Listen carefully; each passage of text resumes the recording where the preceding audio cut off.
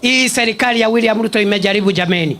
Wale wanaikosoa waikosoe, lakini wakuwe na ukweli, wasiseme mambo ya uongo, kwa sababu hiyo Linda Mama ambaye ilikuwa inachunga mambo ya wamama wajawazito, sasa tumeipanua kupitia SHA. Sio Linda Mama pekee, inalinda mama, inalinda mzee, inalinda kijana, inalinda mtoto. Tunaita Linda Jamii, sio Linda Mama peke yake, kwa sababu hata ukilinda mama peke yake na uache vijana, uache wazee, uache watoto, hiyo sio sawa.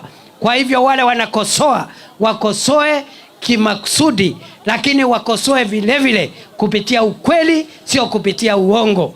Na vile wenzangu wamesema, Rais Ruto alikuta mbolea ikiwa inauzwa shilingi 6,500, sasa ni 2,500.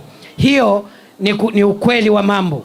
Vile vile Rais Ruto alikuta shilingi ya Kenya haina nguvu.